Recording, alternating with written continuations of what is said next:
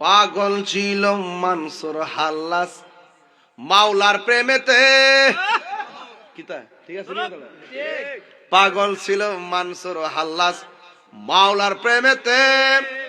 ওই পাগলের মতো পাগল বানাও আমরা রে প্রিয় হাবিব, পাগলের রাখছো কেন দূরে ও প্রিয় হাবিব, পাগলের রাখছো কেন দূরে। ঘরের ভিতরে যার পায়ের আওয়াজ শোনা যায় নাম হযরতে বেলালের চেহারা কি খুব সুন্দর ছিল, কণ্ঠ কি খুব ভালো ছিল?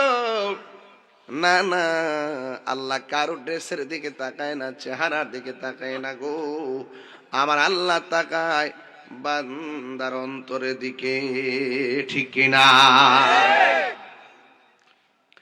এবার বেলালকে প্রশ্ন করা হলো, বেলাল তুমি কি এমন আমল করো যে আমলের কারণে তুমি দুনিয়াতে চলাফেরা করেছো, আমার আল্লাহ পায়ের ঢঙ্কা জান্নাতে বাজাইতেছে, কি আমল করো?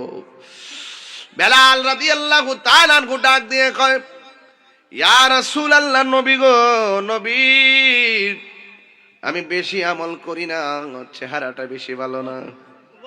সব সুন্দর সুন্দর সাহাবারা আপনার সঙ্গে মোলাকাত করে, আমার চেহারা বেশি ভালো না, সামনে যায় না, কিন্তু আমি সব সময় যখন ওযু করি, 2 রাকাত নামাজ পড়ি নিয়মিত, পয়রা পয়রা আমার আল্লাহর ডাক দিয়ে বলছি, আল্লাহ তোমার বন্ধু নবীর দ্বারের কাছে যাইয়া বলতে পারি না কত ভালোবাসি, কিন্তু তোমার কাছে একটা ফরিয়াদ, আমি ভালোবাসি, সেই ভালোবাসার গুণে তোমার হাবিবের মায়ার নজর আমার দিকে রাখিও।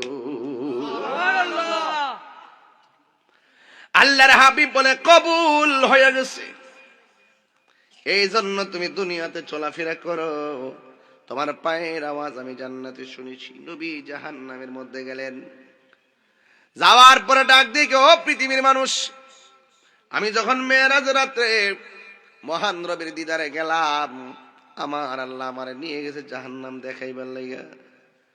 الذي باركنا حوله لنريه من آياتنا إنه هو السميع البصير।